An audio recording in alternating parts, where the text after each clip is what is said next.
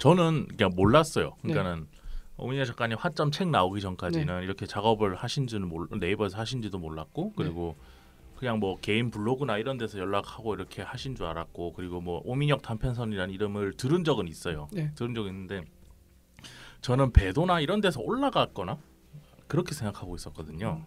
근데 그게 아니고 이제 네이버 쪽에서 픽업을 해서 이렇게 해서 올라가게 됐고 네. 단편을 한번 기획을 해보자.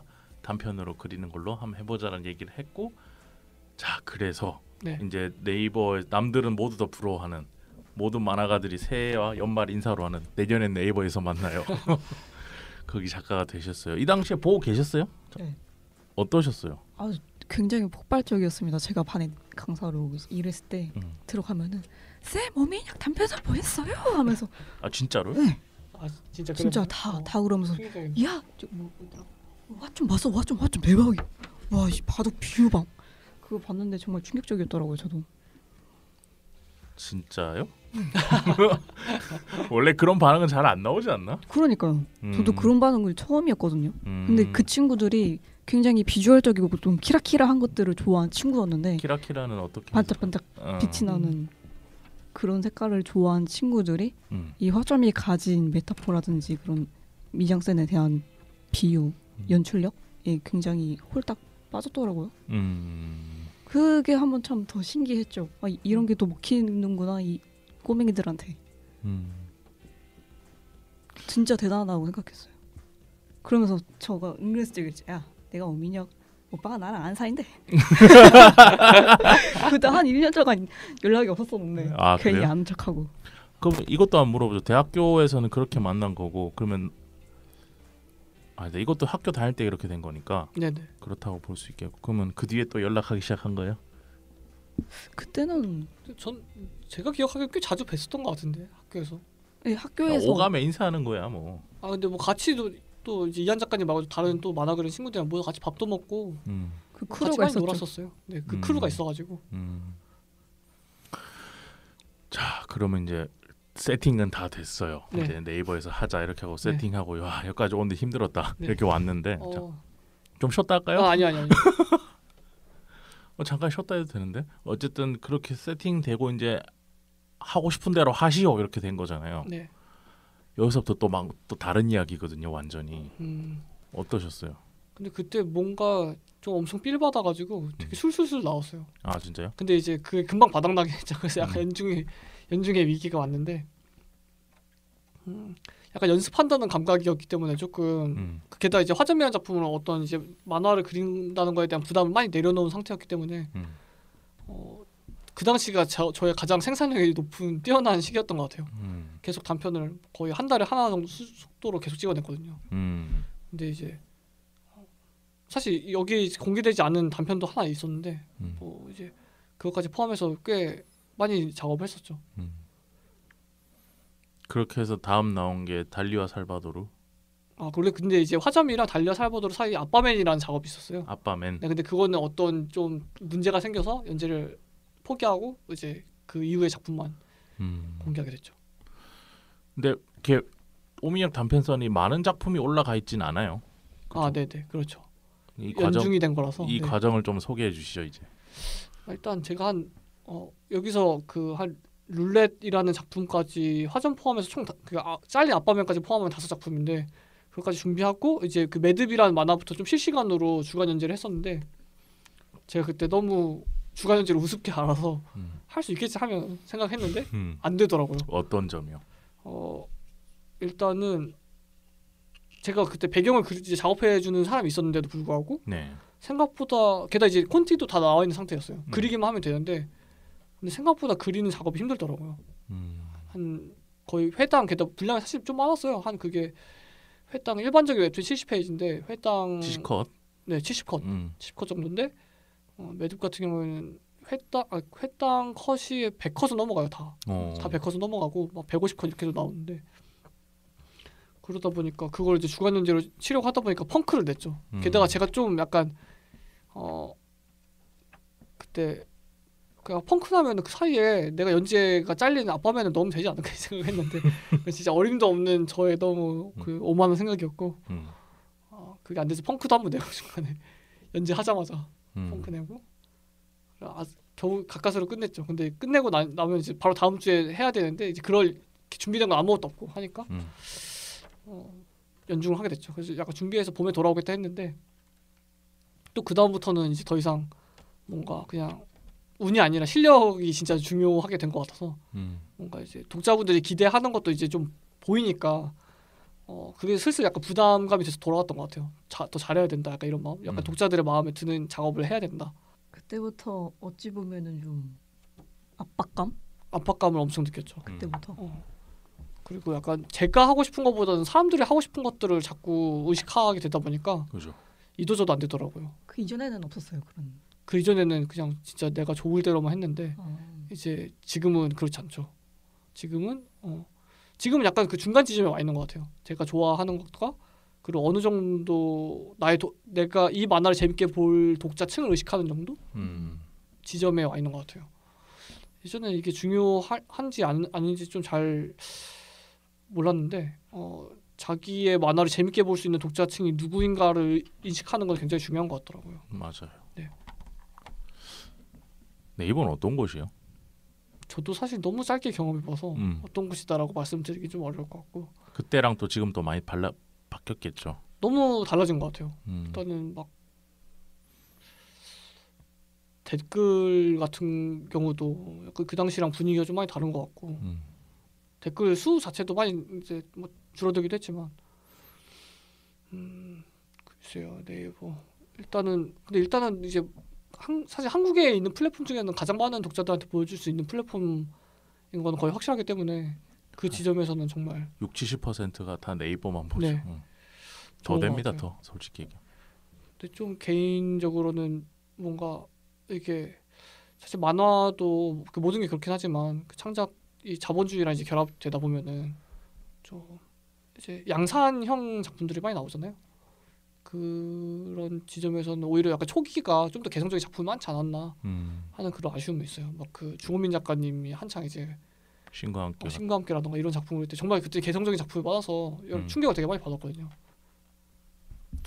알겠습니다. 본인 작품도 그러면 단편으로 이렇게 하시긴 하셨지만 네. 하점에서 매듭까지 지금 이 책에는 이제 우주어까지 와 있는데 가게 되면서 뭔가 이렇게 변화했다던가 내가 내 그림이 이렇구나라는 게 느껴진 것들이 있었을 것 같아요. 그 얘기와 그리고 질문이 3개입니다. 그거랑 스토리에 대해서 내가 이런 스토리를 쓰고 싶구나 이런 질문 이런 것도 좀 고민이 있었을 것 같고 정리되는 지점도 있었을 것 같고 그리고 오민혁의 만화 그러니까 그림과 스토리와 만화는 또 완전히 다른 거죠. 연출이 있어서 이런 거에 대해서 정립되거나 정리되는 거 내가 이런 걸 하고 싶었던 거구나 이런 게 좀 있었을 것 같은데 천천히 하나씩 좀 설명해 주시면 좋을 것 같아요.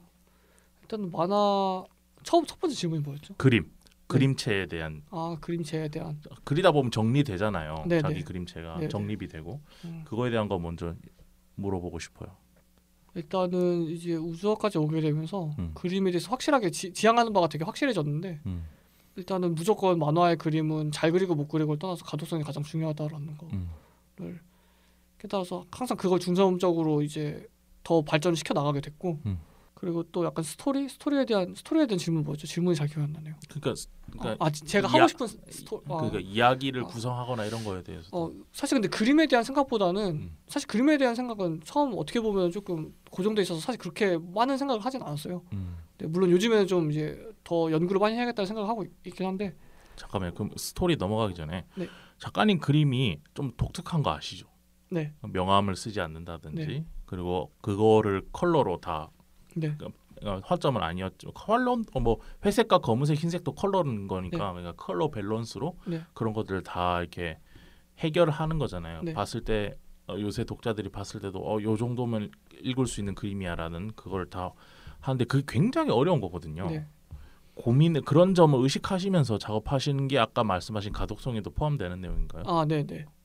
그 지점을 항상 생각을 되게 많이 했고 그 가독성을 생각한다는 내용을 왜냐하면 이 방송을 이제 만화가들도 많이 듣고 만화 네. 지망생들도 많이 듣기 때문에 방금 말씀하신 그 만화로서의 가독성이라는 말이 뭔가 압축돼 있는 느낌 같아요. 네. 본인이 생각하는 그거를 좀만 해체해서 몇 개로 좀 설명해 주시면 좋을 것 같은데 생각할 시간을 드리기 위해서 그 사이 이한 작가님은 그러면 이제 화점에서부터 이제 쭉 매듭까지 이제부터는 아까 그런 열화와 같은 반응을 보였고 사람들이 나 오민혁 작가랑 알아 이렇게 됐으니까 그 뒤부터 작품 내는 거에 대해서 매번 봤을 거 아니에요. 그죠. 보게 되고 그렇게 봤을 때 오민혁 작가의 그림에 대해서 변화되는 느낌 이런 걸 봤을 때 들었던 생각 그걸 좀 궁금해요.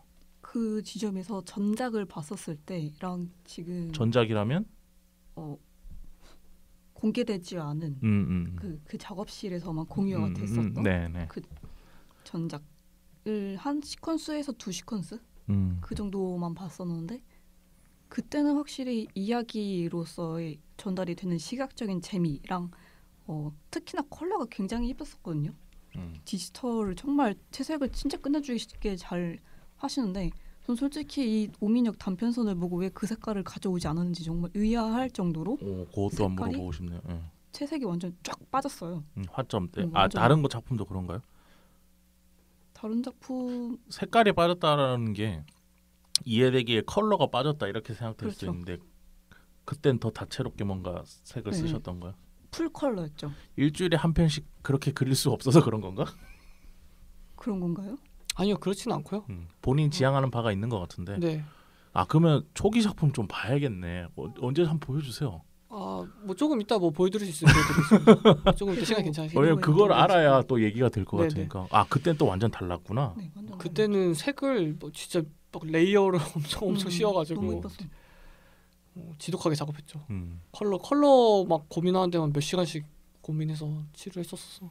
어쨌든 그래서 가독성에 대한 지점에서 이제 계속 덜어나가게 된 지점은 근데 일단 처음에 이제 그런 되게 심플한 채색 그런 것에서 이제 영감을 많이 줬었던 작가분들이 일단 처음에 있는데 메비우스라던가 장지로. 장지로드 씨 같은 경우에는 이제 초기에 되게 그림을 엄청 세밀하게 드로잉으로 하면 거의 진짜 세계적인 작가님이잖아요. 그거 그냥 한 컷 한 컷이 일러스트니까. 네, 완전 예술이죠. 근데 이제 나중에 말년으로 갈수록 그림의 디테일을 점점 빼시더라고요. 그리고 거기에 진짜 모든 게 담겨 있다고 느꼈어요. 근데 이제 그런 지점에서 뭐 채색도 막 진짜 많이 안 하고 원래 또 심플하게 하셨지만 나중에는 진짜 더 심플하게 하시거든요. 근데 이제 그런 지점에서 굉장히 진짜 그냥 멋지다 이런 걸 넘어서 그냥 약간 저한테 어떤 감동을 줬는데 제가 평소에 소설을 되게 좋아해서 소설 많이 읽는 편이에요. 뭐 요즘에는 좀 막 바빠고 잘 못 읽고 있는데 근데 이제 소설과 이제 만화 같은 만화나 애니메이션 이런 그 이미지가 다뤄지는 매체랑 가장 큰 차이는 소설은 이제 독자가 그걸 읽어가면서 스스로 자기 안에서 어떤 그 이미지를 만들어낼 수 있잖아요. 저는 그게 굉장히 소설의 좋은 지점이라고 생각해요. 그죠, 소설만의 매력이죠. 소설만의 매력이고 서로 다른 이미지들을 만들어낼 수 있다는 게 너무 이제 낭만적이기도 하고 제가 느끼기에는. 근데 이제 만화에서도 좀 그렇게 기능할 수 있으면 좋지 않을까. 그래서 약간 여백을 비워둠으로써 그거를 이제 독자가 스스로 채울 수 있으면 굉장히 어려운 건데 만화에서는. 왜냐면 비주얼적으로 이미 보여지니까. 네, 그렇죠. 그래서 약간 색깔적인 부분이라도 좀 약간 그런 식으로 약간 시도를 해보게 된 것 같아요. 그런 것들이 이제 말씀하신 가독성. 네. 그리고 약간 가독성. 네. 더 말씀하세요. 제가 뭘 말하는지 까먹은 것 같아요. 네. 말씀해 주시죠. 개인적으로 이야기를 나눴을 때 제가 그런 질문을 예전에 했었잖아요. 어떤 부분이 만화의 어떤 부분이 좋아서 만화라는 매체를 택했냐라고 했을 때 그 미술관에 관련된 이야기를 하면서 만화가 가진 컷 사이의 그 연결이 된 그 시간을 좋아한댔잖아요. 저 그거 듣고 너무 영감 받았었는데 지금 다시 한번 제가 좀 이따 만화 연출 얘기할 때 얘기 될 것 같아요. 아닌가? 그럴까요? 그런가? 아까랑 비슷. 근데 지금 얘기 안 하면 이제 까먹을 것 같아요. 말씀하세요. 저도 뭐 지금 너무 많은 얘기를 하고 있다 보니까 본인이 평소에 하루에 얘기하는 양보다 더 많은 양을 얘기하고 있죠 지금. 네네. 거의 한 달 분량 얘기를 하고 있어서 다 얘기하고 나면서 아마 한 일주일 동안 얘기 안 해도 될 것 같습니다. 그 언젠가 한번 미술관에 갔었어요. 저희 이제 누나가 있는데 형제가 한 명 있는데 미술관에 갔었는데 남매. 네. 미술관 갔었는데 되게 유명한 작가 전시였어요. 작가가 누군지는 얘기하지는 않을게요. 왜요? 일단 제 뒤에 얘기를 한 다음에 되게 이제 유명한 작가분이었고 굉장히 이제 많은 분들이 그 전시를 관람하고 있었는데 제가 사실 그 미술사에 대한 저의 무지도 물론 있긴 하겠지만 되게 재미가 없었어요. 그럴 수 있지. 그 사람이 현대 일러스트에 굉장히 영향을 많이 미친 사람이라고 하더라고요. 현대 일러스트의 어떤 스타일 이런 것에. 근데 그게 어떤 미술사적으로 분명히 가치가 있겠죠. 그런 사람이 있었기 때문에 지금 어떤 일러스트에 영향을 받은 스타일들이 탄생한 거니까. 근데 저는 너무 재미가 없더라고요. 거기 그림들이 다 돌아봐도 너무 재미가 없었는데 나중에 너무 재미없어. 저는 좀 일찍 나왔어요. 그냥 다 이렇게 쓱 보고 나왔는데 막 그냥 저희 이제 누나는 계속 보고 있었어요. 그래서 저희 누나 기다리면서 그냥 밖에서 이제 왔다 갔다 하는 사람들 구경하는데 그게 훨씬 재밌더라고요. 그냥 사람들 구경하고 있는 게. 그래서 막 그냥 어떤 사람도 있나 막 계속 구경하면서 시간을 보냈는데 왜 그 그림들을 보는 건 재미가 없었고 왜 사람들을 구경하는 건 재밌을까? 이런 생각을 하면서 왜 그럴까 하는 생각을 했었는데 사실 그림이라는 거는 이미 누군가가 자기가 본 세상의 어떤 지점을 포착해서 그것을 박제해 놓은 거잖아요. 근데 이제 제가 보고 있었던 지나다니는 사람들은 아직 포착되지 않은 무언가이기 때문에 가능성이 너무 무한한 거예요. 그리고 이제 그 안에 저의 시선이 있을 수 있는 거죠. 그래서 그런 지점이 굉장히 저한테 재밌었고 내가 만화라는 매체를 선택하는 것도 결국에는 이런 맥락에 있지 않나 하는 생각을 하게 된 것 같아요. 만화는 이제 그 컷이라는 걸로 어떤 그 저의 시선을 포착하는 거니까 저만의 작은 전시회 같은 거죠. 만화는 저의 시선으로 이루어진. 그 전시가 언제죠? 그 전시가 내가 아는 그 전시인가? 아니요? 은유적 표현. 응? 비유적 표현. 방금 전시는 그렇죠. 제가 전시를 했다는 뜻이 아니고. 아니 그게 아니고 네. 누나랑 갔다는 전시. 네네네. 그게 언제지? 한 2, 3년 된 것 같은데. 그럼 아니겠네. 네. 무슨 전시지? 나중에 방송 끝나고 말씀드리겠습니다. 너무 유명한 사람이라서 안 돼요? 너무 유명한 사람. 오미영 작가가 저렇게 유명한 사람 전시를 재미없게 봤다고 이러면. 2, 3년 전이면 누가 했었지? 에곤 실레도 안 왔는데. 달리 전시인가? 아닙니다. 살바도르 달리 그림은 좋아합니다. 달리랑 뷔페랑 같이 뭐 전시 엮어서 한 적이 있거든요. 한강미술관에서. 뭐 나중에 물어보죠. 네. 그랬습니다. 어쨌든 제가 인상 깊게 느꼈던 부분이 저는 비슷한 맥락으로 컷과 컷 사이에 넘겨진 그 홍통의 찰나의 시간을 상상하는 거를 굉장히 좋아해요. 맞아요. 그래서 네. 소설을 읽었을 때도 굉장히 곱씹고 속독한 사람들을 이해를 못하는 수준으로 그 시간을 온전히 나만의 시간으로 소화시키는 그 상황을 좋아하는데 그런 부분이 있어서 그 지점이 있었는데 그러니까 그 그림과 그림 사이에 포착되지 않은 시간이 있다는 점이 굉장히 매력적인 것 같아요. 만화는. 저는 그거를 들으면서 내가 작품 자체를 천천히 읽는 것, 특히나 만화에 관련된 그 페이지 한 장을 넘기고 그리고 컷 사이에 그 시간을 나의 것으로 만드는 그 시간이 너무 느린데 그 느린 이 미학이 나쁘지 않다라는 거를 좀 인정받은 것 같아서 굉장히 많은 위로가 됐었더랬죠. 과거에 그런 적이 있었다. 그렇죠. 만화는 그 홈통 사이에 시간을 상상하게 만드는 매력이 있죠. 원래 이 얘기를 할 거는 아니었는데 뭐 나중에 되면 까먹는다고 하니까 그럼 이제 스토리나 연출에 대해서도 한번. 스토리에 대한 거는 이제 제가 우주어까지 작업하면서 이게 되게 나쁜 습관이 하나 있구나라고 알게 됐어요. 그게 뭐냐면 저의 어떤 제가 반복적으로 사용하고 있는 이야기 구조가 있어요. 그 반복적으로 사용하고 있는 이야기 구조는 나쁜 건 아닌데. 나쁜 건 아니죠. 나쁜 건 아닌데 거기에 실제의 저 자신과는 모순되는 지점이 있다고 생각했기 때문에 조금 이제 이게 왜 이렇게 된 걸까 하는 생각을 하게 된 지점이 있거든요. 그게 뭐냐면 약간의 속임수가 있다고 생각해요. 저는 제가 쓴 스토리에. 그게 뭐냐면 되게 그 화점이라는 이야기랑 아이스크림이라는 이야기랑 우주어라는 이야기는 구조가 셋이 굉장히 똑같아요. 약간 자기복제라고도 말씀드릴 수 있을 것 같은데 이것을 이제 우주어를 그 세 번째로 반복할 때쯤에 이제 명확하게 알았죠. 내가 이걸 엄청 반복하고 있구나라는 걸. 그 이야기 구조를 되게 간단하게 설명드리면은 그냥 어떤 누군가가 있고 그리고 그 누군가가 주인공이 가까운 어떤 사랑하는 소중한 관계를 상실해서 좌절을 겪고 그리고 그게 어떤 초자연적인 경험을 통해서 사건을 통해서 그걸 극복한다는 이제 이야기 구조를 갖고 있는데 그게 저한테는 사실 너무 거짓말인 거예요. 어떤 그 환상을 통해서 극복해야 한다는 게 화점이나 아이스크림까지는 괜찮았는데 우주에서는 약간 제가 그것을 실수를 했다고 생각하는 지점인데 화점이나 우주 같은 경우 그걸 약간 좀 열어놨어요. 이게 진짜 그런 사건이 일어난 걸 수도 있고 아니면 그냥 이게 이 사람의 그냥 어떤 내면적인 심상에서 이제 일어나는 사건일 수도 있다라는 식으로 약간 살짝 그 여지를 줬는데 우주어를 그릴 때는 그걸 좀 제가 스스로 생각하기에는 좀 약간 명확하게 이런 환상적인 일이 일어났다라고 이제 얘기를 한 것 같아서 그 지점에서 약간 실수를 했다고 생각했죠. 그리고 약간 이제는 이런 이야기 구조를 반복을 만약에 할 거면 좀 더 섬세하게 파고 들어가서 이제 장편으로 하면 되죠. 이제 그 구조로. 장편으로 좀 하고 있어요. 근데 이제 네 그렇죠. 지금 장편을 하고 있는 이야기 구조도 결국 이거 연장선인 것 같아요. 그러면 작가님이 그 선호하는 그냥 구조인 거니까 그게 나쁜 건 아니라고 저는 생각해요. 근데 어쨌든 네. 안에서 보여주고 있는 그 구조는 비슷하지만 이 사람이 겪고 있는 내용이나 네. 주인공들이 뭐 과거에 있었던 이야기 이런 것들은 지금 다 다르게 구현되고 있는 거잖아요. 네.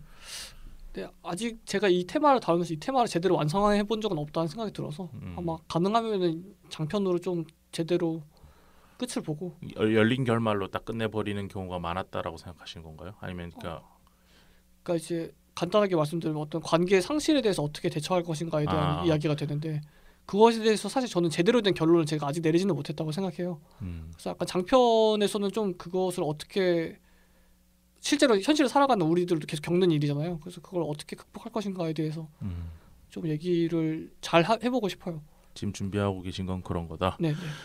연출적인 면에서는요. 네. 이건 좀 복잡한데 웹툰으로 얘기를 해보죠. 네. 웹툰이니까 웹툰적으로 봤을 때 처음과 지금의 연출을 대하는 자세 이런 것들이 좀 궁금해요. 연출은 저는 사실 좀 처음에는 되게 간단하게 접근했었던 게 일단 보는 사람이 편해야 된다라는 생각을 갖고 출발을 해서 엄청 보는 사람을 배려하는 친절한 연출을 계속 이제 활용하면서 사실 가장 그 클리셰라고 말하는 것도 계속 반복돼서 사용되는 것들이 결국에는 그만큼 사람들이 친숙하게 받아들이고 그만큼 계속 수요가 있었다는 뜻이잖아요. 그런 것처럼 연출도 가장 기본적인 연출을 익히고 그것들을 이제 활용하면서 그 안에서 조금씩 저의 개성을 찾아서 그것을 표현하는 방식으로 발전해온 것 같아요. 약간 그런 연출 안에서도 이제 자기가 되게 좋아하는 어떤 자기의 기호에 맞는 연출 같은 것들이 이제 존재할 수 있잖아요. 막 저 같은 경우에는 그런 걸 되게 좋아해요. 어떤 그 오브젝트가 비슷한 모양의 오브젝트로 전환되는 장면을 되게 좋아해요. 예를 들면 화점이란 만화에서는 바둑알들이 우산으로 전환되거나 그 영화에서 많이 쓰는 거죠. 네네. 막 룰렛이라는 만화에서는 저는 이거 생각하고 진짜 무릎 탁 쳤는데 성냥개비가 그 침대에 누워 있는 남자의 모습을 바뀌어요. 이런 시각적인 이미지, 시각적인 어떤 유사성을 발견하고 그걸 표현해내는 게 저의 개성인 것 같고 굉장히 재밌다고 생각하기 때문에. 도구에 무슨 일치 연출인가 그런 이름이 있었는데 영화에서는 아마 디졸브 연출이라고 그런 명칭이 있었던 걸로 기억합니다. 이 영화도 다 쓰는 똑같은 건데 쓰는 영어 명칭이 너무 다 달라서 조형의 일치였나 하여튼 그런 걸로. 눈맞추라고 배웠어. 다 다르구나. 어쨌든 그래서 그런 것들을 더 많이 쓰는 그런 걸 선호하는 것 같다. 네, 그런 걸 선호하면서 연출은 그래서 기본적으로 항상 기본적인 연출을 하되 막 되게 간단하게 생각할 수 있어요. 그러니까 저희가 되게 낯선 무언가를 발견하게 되면은 사실 그것을 가장 겉모습을 맨 처음 보게 되고 그 다음에 이제 그 사람의 뭐 이름이나 뭐 사람이라고 할게요. 그 사람 겉모습 맨 처음 보게 되고 메모를 보게 되고 그 사람의 이름, 그 다음에 이제 뭐 직업을 알게 되고 그 다음에 좀 더 나아가서 좀 얘기를 하게 되면 성격을 알게 되겠죠. 좀 더 나아가면 이제 가족사를 알게 되겠죠. 약간 이제 이런 느낌으로 연출도 멀리서부터 가까이 간다는 느낌으로 항상 또는 그 가까이에서 멀리 오는 느낌으로 항상 생각을 하고 저는 이게 가장 그 연출의 기본이라고 생각하거든요. 그래서 이렇게 연출을 일단 생각을 하고 있고 연출이라는 거는 기본적으로 연출이 무엇이냐 이제 이런 얘기 되게 많이 하잖아요. 그리고 그게 이제 그것에 대한 대답이 작가에 대한 어떤 아이덴티티가 될 텐데 결국에는 그냥 이야기를 보여주기 위한 도구라고 말씀드릴 수 있을 것 같은데 연출을 어떻게 하느냐에 따라서 이제 같은 이야기도 굉장히 다르게 보일 수 있으니까 작가가 이야기를 보여주는 작가만의 방식인 것 같아요. 이게 말씀을 정리해서 잘 하시네요. 평소에 제가 이런 거 작가님들한테 여쭤보면 정리를 잘 못해요. 그러니까 자기 작품을 돌아본 적 없는 거지. 이런 방향으로 로직하게 뭔가 이론적으로 돌아본 적이 잘 없어서 그러니까 왜냐하면 자기는 늘 하는 거니까 그냥 네. 그냥 이렇게 몸에 익은 느낌대로 이렇게 하다 보니까 그런 걸 잘 말씀을 못 하시는 분들이 많은데 작가님 평소에 진짜 생각을 많이 하시나 봐요. 본인의 작품에 대해서. 잘 모르면 불안해서 저도 할 수가 없기 때문에 약간 그런 스타일이시구나. 가끔 그래서 좀 느린 것도 있어요. 작업이 그래서 멈춰가지고 이거 왜 좋은 거지? 약간 뭐 어떤 장르가 좋으면 이 장르가 왜 좋은 거지? 이런 생각을 하지 않으면은 왜냐면 제가 좋아하는 장르를 저도 하고 싶으니까 그걸 이제 모르는 상태로 나아가면은 반드시 흔들리더라고요. 반드시 흔들리고 엎어지고 그렇기 때문에 그걸 좀 알아야 할 필요가 있는 것 같아요. 알겠습니다. 잠시 쉬고 와서 네. 이제 화점 얘기를 좀 해보도록 하죠. 네. 만화 클래식을 제작하고 있는 인수인증 코믹스에서는 독립 만화 온라인 플랫폼 사이드비를 운영하고 있습니다. 황별이, 임나운, 불키드, 한타스, 쾅 코믹스 등 총 50권에 달하는 작품들이 여러분을 기다리고 있고 앞으로도 계속 입고가 될 예정입니다. 또한 이재민 평론가와 제가 직접 쓰는 작품에 대한 리뷰와 신작에 대한 작가들의 미니 인터뷰도 만나볼 수 있으니 좀 더 깊이 있는 만화 소비를 원하시는 분들은 지금 사이드비를 찾아주세요. 운영자인 제가 직접 포장해서 배송을 하고 있고 네이버 페이를 통해 손쉽게 소장이 가능하십니다. 지금 바로 검색창에 sideB.kr을 검색해주세요. 만화 클래식 청취자 여러분들의 많은 이용을 부탁드리겠습니다.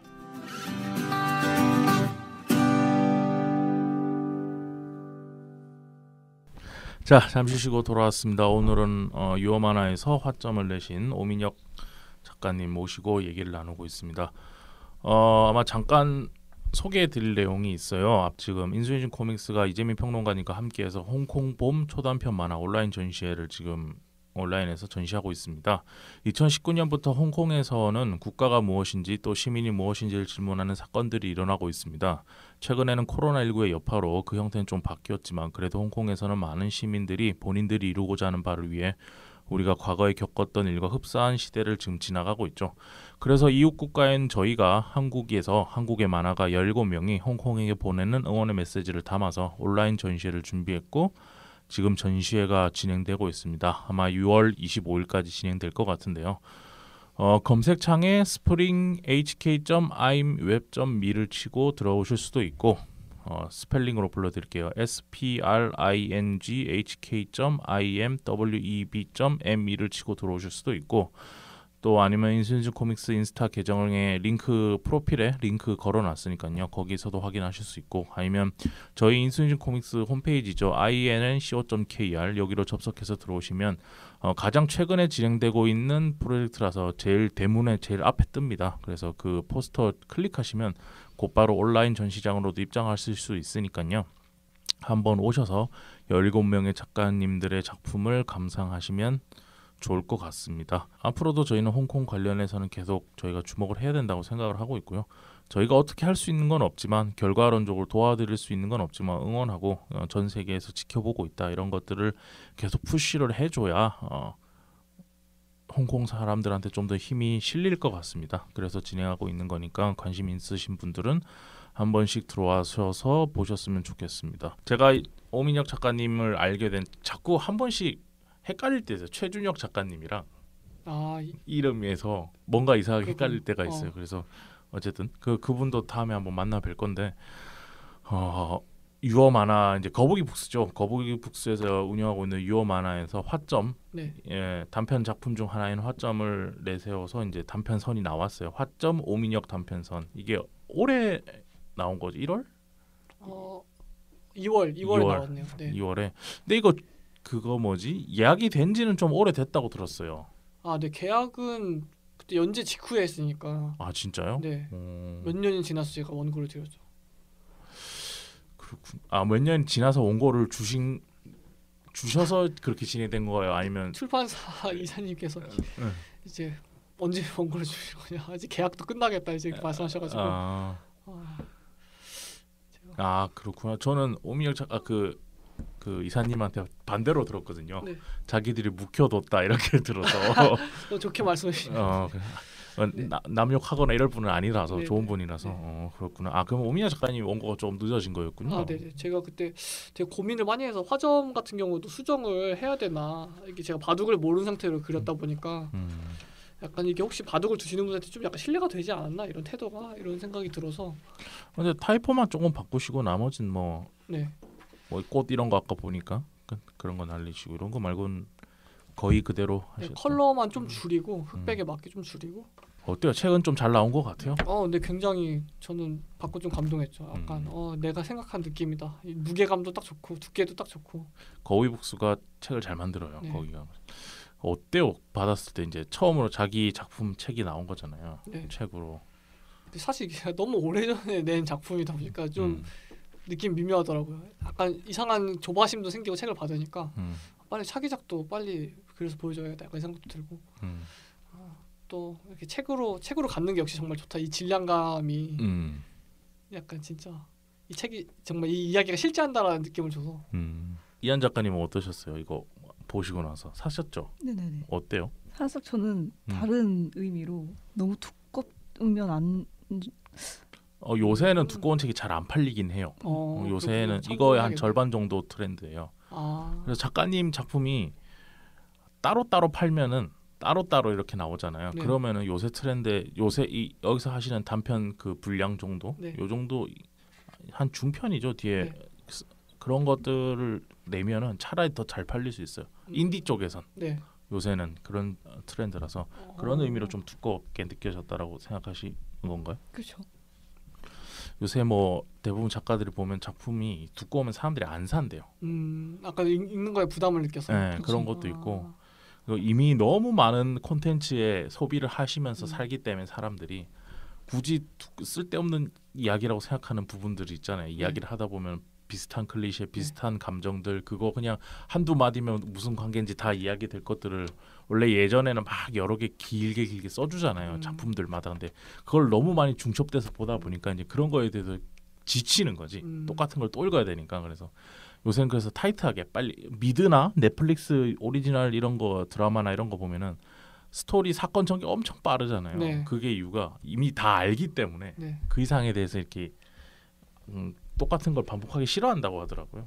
그런 점이 있어서 요새 사람들은 그리고 책도 부동산이기도 하고 놓을 데도 없고 네. 집에 그러니까 꼭 사고 싶으면 이게 되게 얇은 책들 한 100페이지 내외 120페이지 이렇게 산다고 하더라고요. 요즘 트렌드를 전혀 몰랐네요. 근데 이거는 어쨌든 메이저에서 나온 책이니까 그 트렌드랑 좀 더 다르죠. 네. 제가 말씀드린 트렌드는 인디 시장에서 이제 매대에서 네. 페어 같은 데서 판매하는 거고 그 책이 처음 나왔을 때 봤을 때 책도 잘 나왔고 앞으로 작품 더 빨리빨리 해야겠다 이런 생각도 들었다고 하셨는데 네. 그거 말고도 이거 하시면서 또 느꼈던 게 있었을 것 같아요. 만드는 동안에도. 만든 동안에 일단은 좀 이게 그 사실 이전에 그린 작품이다 보니까 아무래도 지금이랑은 약간 생각이 다른 지점도 있고 그렇기 때문에 좀 제 작품을 다시 보는 게 좀 괴로웠어요. 제 작품을 좀 좋아한다고 생각했는데도 보니까 이거는 좀 더 세련되게 잘 표현할 수 있지 않았을까 하는 그런 아쉬움도 되게 많이 느껴지고 좀 다른 약간 다른 시점에서 너무 이렇게 좀 다양성이 좀 부족하지 않았나 약간 이런 생각도 들기도 하고 그런 생각이 좀 많이 들어서 사실 좋은 감정보다는 좀 불안한 감정이 더 많이 앞섰던 것 같아요. 편집을 하면서는 빨리 책이 나와서 받았으면 좋겠다 이 기대감보다 좀 더 미루고 싶다 이런 마음이 강하게 들었던 것 같아요. 근데 더 이상 미룰 수가 없어서 그래도 1세가 다 나갔어요. 네. 다 나갔다고 얘기 들으셨죠? 네. 야 1세를 다 팔기 쉽지 않습니다. 1세를 몇 부로 뽑았나요? 2,000부 뽑았습니다. 2,000부? 네. 와 2,000부가 다 팔렸어. 대부분 이게 초절정 인기 많아도 3,000부 뽑거든요. 그러니까 2,000부면 많이 뽑은 건데 야 그래도 역시 작가님 인기가 있으시네요. 그래도 기억해 주시고 구매해 주시는 분들이 계셔서 텀블벅 후원도 되게 단기간에 많은 분들이 텀블벅이 아니지 그 알라딘 북펀드였는데 네. 조심해야 되는데 요새 펀딩하는 데가 많아서 네네 그래서 이제 너무 잘 기획도 이렇게 되게 깔끔하게 잘 준비해 주셨지만 이제 다 되게 잘 돼서 제가 수업에도 그래서 제 후원자분들의 명단을 갖고 다니고 있습니다. 오 진짜요? 네. 감사하는 마음으로. 부족인가요? 비슷하죠. 다시 보면서 그때 제가 좀 약간 느슨해질 때마다 다시 보면서 빨리 해야겠다. 후원할 걸 그랬다. 그때 못했는데. 그러니까 없더라고요. 그때 이거 할 때 하여튼 엄청 바빠서 우리 것도 텀블벅에서 뭐 하고 있었을 걸요. 그래서 너무 바빠서 후원할 수 있는 시간이 없었어요. 여기 이한 작가님이 계시네요. 찾았어요. 네, 감사합니다. 제가 다음부터는 해드릴게. 찾는 것도 도가 텄습니다. 이제 너무 많이 봐가지고. 진짜? 네. 다음부터 제가 해드릴게요. 저번에 만났을 때 사인도 해주시고 책에 저번에도 재밌게 얘기했었어요 이것저것. 자 그러면 이제 뭐 1쇄 다 털었으니까 됐고 이거는 이제 다음 작품 네. 이제 얘기 좀 해보고 맞춰야 되는데 어떤 걸 준비하고 있죠? 아까 계속 장편 얘기하고 있다. 네. 뭐 스토리에서 이런 부분에 대해서 좀 고민하면서 얘기하고 준비하고 있다 이런 걸 얘기하셨는데 본인 스스로가 이제 작품 준비할 때 좀 시간이 오래 걸리는 편이다라고 말씀도 여러 차례 하셨고 네. 어떤 작품 준비하고 계세요? 일단 지금 준비하고 있는 거는 일단 모험물이고요. 엄마와 딸을 주인공으로 한 모험물이고 제가 그 화점 그리기 이전에 그렸었던 작품에 대한 얘기를 아까 잠깐 했었는데 그것을 가져와서 더 이제는 이제 그것을 좀 완성할 수 있겠다라는 생각이 들어서 그것을 좀 새로운 방식으로 약간 주인공이나 이런 캐릭터들을 좀 어레인지 해가지고 그리고 있습니다. 그래서 어떤 내용이요? 일단은 네. 이제 엄마와 딸이 있고 조금만 알려주세요. 조금만. 네, 너무 많이 말하면 그러니까. 소년병 아니었나요? 소재가? 소년병. 마이크 대고 얘기해 주세요. 네. 이한 작가님 아까부터 계속. 네네. 그 약간 소년병 소재가 조금 있긴 한데 그 소년병 소재가 엄청 구체적으로 잘 다뤄지기보다는 좀 더 그게 어느 정도 다뤄지긴 하는데 제가 옛날에 그 어떤 소년병에 대한 그 회고록 같은 걸 읽은 적이 있었는데 되게 충격받았거든요. 그 막 소년병의 실상이나 이런 거에 대해 전혀 모르다가 물론 소년병을 이제 리얼하게 다루는 건 아니고 어디까지나 어느 정도 판타지가 섞인 세계관에 약간 그런 좀 격가지적인 요소로 이제 등장하는 거라고 말씀드릴 수 있을 것 같은데 이제 그런 어떤 소년병 발단에 있다고 할 수 있어요. 그 요소가 소년병이라는 요소가 발단에 있다고 할 수 있는데 그 소년병에 대한 책을 읽고 너무 충격을 받아서 이렇게 끔찍한 삶을 살고 있는 그런 삶을 지나온 사람들이 있다라는 사실에 너무 충격을 받아서 그것을 이야기해야겠다라고 해서 뭐 실제 소년병에 대한 이야기는 전혀 아니고요, 사실. 그거가 모티브 돼서 다른 이야기를 하는 그걸 거다. 모티브가 돼서 이제 다른 이야기를 이제 하고 있는 거고 이제 기본적인 내용이 골자는 실종된 딸을 찾는 엄마의 모험이라고 말씀드릴 수 있을 것 같아요. 분량은 어느 정도 웹툰인 거죠? 네, 웹툰으로 봐야 되고 아마 지금까지 그린 분량이 한 이제 8-90페이지 정도 되는데 생각보다 저는 이 8-90페이지가 한 1화 안에 들어갈 줄 알았는데 생각보다 길어질 것 같더라고요. 그래서 아마 막 30에서 진짜 길면 한 50화까지 가지 않을까 예상하고 있습니다. 웹툰으로도? 네네. 이야 재밌겠는데? 언제 좀 볼 수 있나요? 글쎄요. 저도 확신을 하기가 저도 지금 작업을 해 나가면서 아직 그 평균적인 그 작업의 시간이 아직 통계가 나오지 않고 있기 때문에 약간 지금 초반 부분이라서 기틀을 다져놓고 있어서 좀 아무래도 시작하는 단계에서는 시간이 좀 걸리는 것 같아요. 8-90페이지면 몇 화 정도 되지? 지금 이게 한 3-4화 정도 분량? 지금 그렇죠. 짜놓은 게 지금 이걸 좀 고치고 있어서 한번 피드백 받고 좀 고치고 있는 중이라 연재처는 아직 안정이셨고 네. 판타지적인 모험물입니다. 기대되는데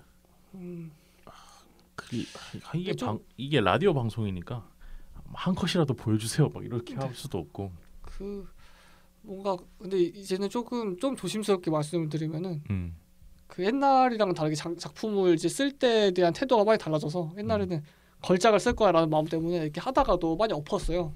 그러다 보니까 이제 막 장편이 연재가 안 되고 막 좌절하다가 이제 화점이란 만화를 그렸다고 아까 말씀드렸는데 지금은 좀 태도가 많이 달라져서 하다가 좀 별로라는 생각이 들어도 이걸 어떻게든 볼만하게 고쳐가지고 나아가고 있어요. 계속 그렇게 하지 않으면 절대 끝이 나지 않겠더라고요. 맞아요. 왜냐면 그 과정에서는 계속 좋은 아이디어가 떠오르고 거기서 그 좋은 아이디어를 갈아타도 또 똑같은 걸 반복하게 되더라고요.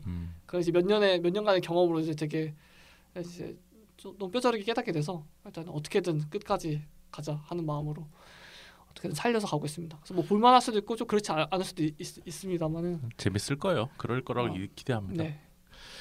한 1년 걸리겠네요. 더 걸릴지도 모르겠습니다. 제가 준비하는 속도가 어떻게 될지 모르겠는데 그거는 1년 반까지는 기다려 드릴게요. 네. 약간 사실 그래서 연재 방식도 근데 좀 고민 중이에요. 저도 사실 제가 주간 연재를 해낼 수 있을 거라는 생각이 들지 않아서 뭐 네이버 담당자님 분께서도 최근에 연락을 주셨는데 책 출간하면서도 이제 그분께서도 제가 이제 준비하는 속도가 그렇게 뭐 빠르진 않다는 거 아시니까 조금 좀 천천히 긴 시간 준비해가지고 하는 것에 대해서 말씀을 주시긴 하셨는데 그게 잘 안 되면은 조금 그냥 자율 연재를 하는 방향에 대해서도 생각을 해보고 있어요. 약간 수입 이런 부분에서는 좀 약간 좀 슬프지만 좀 포기를 하고 그렇게 해서라도 가는 게 아무래도 계속 탄력을 잃지 않고 갈 수 있을 것 같아서 그런 경우에서도 좀 생각을 하고 있습니다. 일단은 1번은 일단 네이버 같은 플랫폼에서 많은 사람들이 볼 수 있는 플랫폼에서 연재를 하는 거고 그게 좀 준비하는 과정에서 어렵겠다라는 판단이 들면은 다른 길도 조금 생각을 해보게 될 것 같아요. 알겠습니다. 네. 쭉 달려왔는데 말씀 너무 잘해주셔서 이제 거의 마지막 질문이에요. 네. 이한 작가님 모셨을 때도 한번 물어봤던 것 같은데 조금 잔인한 질문일 수도 있습니다. 네, 네. 작가님에게 만화란 무엇인지와 네. 작가님이 한국 만화판에 왜 필요한지 네. 그 두 가지요. 정말 잔인한 질문이네요. 이 질문은 스킵할 수 없나요? 일단 만화가 무엇인지는 항상 물어봤고 네. 요새 인터뷰할 때는 항상 물어보죠. 네. 당신이 이 만화판에 왜 필요한가? 네. 일단은 아까 그 좀 앞선 내용에서 제가 모든 창작은 관계 연습이다라는 말씀을 드렸는데 네. 만화가 저한테는 이제 관계 연습이라고 말씀드릴 수 있을 것 같아요. 그냥 한마디로 요약하자면 관계 연습이고 사실 창작은 일단 기본적으로 자기 표현의 수단이잖아요. 맞습니다. 근데 이제 단순히 자기 표현하는 것에서 그치지 않고 자기 표현을 하다 보면 스스로 느끼지만 그게 자기가 거기에 비춰지고 있다라는 이게 거울로서 기능한다는 걸 이제 깨닫게 되잖아요. 네. 그렇게 됨으로써 이제 자신을 알아가게 되는 과정이고 만화가 저한테는 결국에는 자신을 우리가 왜 알아야 되냐라고 묻는다고 하면은 성장하기 위해서라고 저는 생각을 해요. 저는 제가 삶에서 가장 중요하게 생각하는 저의 욕망이 뭐냐면 성장하고 싶다는 욕망인데 그걸 이제 만화라는 수단을 통해서 관계에 대한 연습을 하면서 스스로를 알아가고 그걸 통해서 이제 성장해 가는 거죠. 일단은 그렇게 정의를 내린다면 말씀드릴 수 있을 것 같아요. 네. 역시 평소에 생각이 많으신 것 같아요. 정리돼 있는 얘기들도 많고. 자, 다음 질문요. 네. 이거 너무 잔인한 이 질문이 더 잔인한 질문인 것 같은데. 네. 이한 작가님한테는 그 질문은 그때 안 드렸어요. 네. 그 질문이 없었어요. 그때. 사실 근데 이게 이렇게 구체화된 질문을 받은 건 처음이라서 지금 막 생각을 열심히 머리에서 막 돌리고 있는데 네. 근데 좀 막연하게 생각은 하고 있는 것 같아요. 만약에 내가 그린다면 다른 사람들과 다른 게 무엇인가라는 그죠. 식으로 생각하는 것 같아요. 사실 뭔가 명확한 답은 없는 것 같은데 이것에 대한 잠깐 생각할 네. 시간을 드리자면 저는 그렇게 생각해요. 이거에 정답은 없어요. 네네. 그리고 남이 오민혁 작가를 독자들이 오민혁 작가를 소비한 데서 나는 이래서도 오민혁 작가가 필요하다고 생각해가 네. 꼭 작가님이 생각하는 내가 필요한 존재의 이유와 다를 수도 있죠. 네. 그렇기 때문에 그런 건 아무 상관도 없다고 저는 생각해요. 결국 이 질문의 궁극적인 제가 질문을 드린 이유가 당신이 필요 없으면 여기서 사라져야 돼가 아니고 그래서 본인이 자신의 존재에 대해서 어떻게 생각하는지를 지금 궁금해서 물어보는 거거든요. 네, 생각이 됐습니다. 갑자기 이 말씀을 들으니까 생각이 정리가 됐네요. 네. 저는 사실은 저 스스로 생각하기에 다른 만화가 분들이랑 작업 방식이 많이 다르다고 생각해요. 정확히 말하면 좀 되게 비효율적이고 그러다 보니까 잘 가지 않는 길을 제가 가고 있다고 생각해요. 한 작품에 되게 많은 애정과 시간을 쏟아서 효율보다는 정성과 조금 더 좀 여전히 봤던 것에 대한 양산보다는 좀 더 새로운 걸 만들려고 하는 그런 시도를 많이 하는데 물론 이게 거의 하나 아래 새로운 게 없다고 해서 이제 거의 뭐 저 불가능에 가까운 일처럼 진짜 어렵다고 많이 여겨지긴 하지만 그러니까 결국에 저만의 길을 찾아서 지금 가려고 하고 있는 건데 그런 길을 감으로써 다른 분들한테도 그런 가능성이 긍정적으로 보여줬으면 좋겠어요.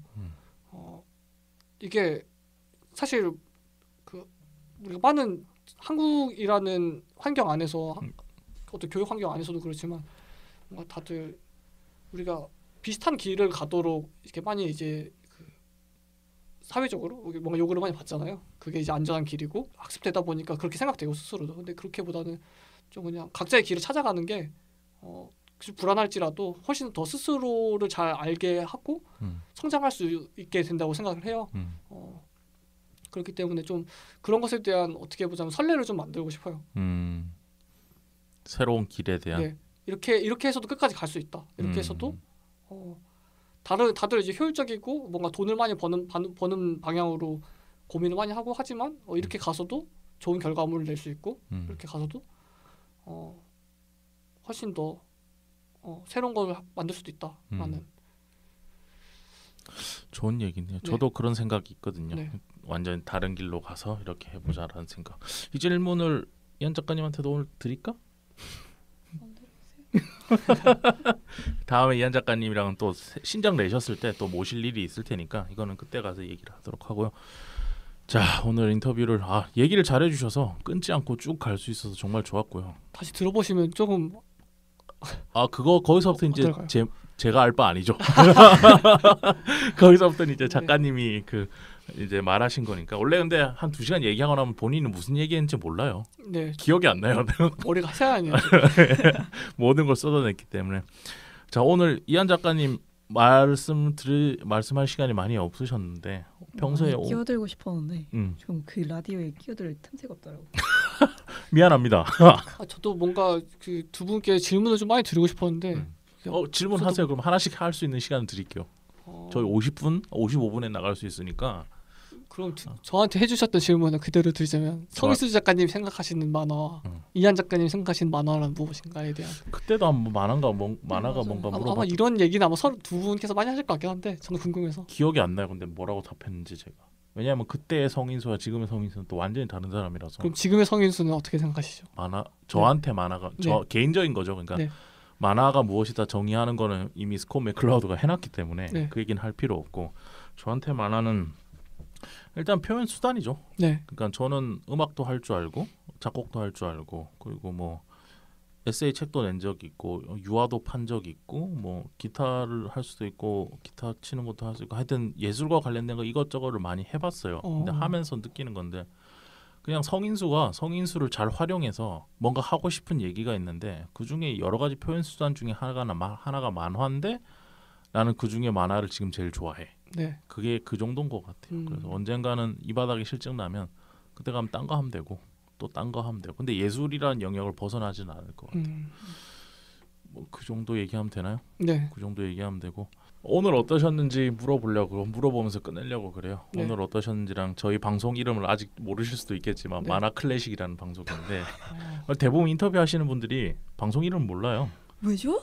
그럴 수 있지 뭐. 그래서 미리 말씀을 드리고, 오늘 오민혁 작가님 어떠셨는지, 그리고 저희 방송 들으시는 분들한테 한 말씀 해주시죠. 저는 너무 오늘 되게 편하고 좀 긴장되지 않을까 걱정했는데 생각보다 긴장을 안 하시네요. 그러니까 신기해. 그렇네요. 되게 즐거웠습니다. 저도 얘기를 하면서 또 제 생각이 정리된 지점도 있고, 그래서 또 이런 기회가 또 있으면 좋겠다는 생각도 들고요. 방송을 들어주시는 분들께서는 일단은 감사드리고, 관심을 가져주시는 것 자체에도 감사를 드리고, 앞으로도 더 만화 클래식 방송을 많이 들어주셨으면 감사하겠습니다. 본인부터 구독 좀 해줘요. 제가 또 기회가 되면 또 이 방송에 출연을 제안을 주시면 또 할 생각이 있기 때문에. 예. 줘야 좋죠. 알겠습니다. 이한 작가님도 한 말씀 해주시죠. 인터뷰 대본이 없어서 조금 와일드하게 갔죠. 그래서 조금 아쉬운 부분이 없잖아 있는데 다음에는 기회가 있다면 더 재밌게 꾸려 나갔으면 좋겠고, 지금 오민혁 작가님께서 많은 얘기를 나눴지만 이렇게 또 새로운 면모를 받고 배워가는 그런 지점들이 되었습니다. 알겠습니다. 저는 오민혁 작가님 작품 보면서 일단 그림에서도 누누이 말하지만 명암을 빼고도 이렇게 표현할 수 있다, 이렇게 본인이 하고 싶은 얘기를 정확히 표현할 수 있다라는 거에서 놀라서 이 작품에 대해서 한번 다음에 기회 되면 글을 쓸 생각이 있을 정도로 좋은 작품이라고 생각을 하고요.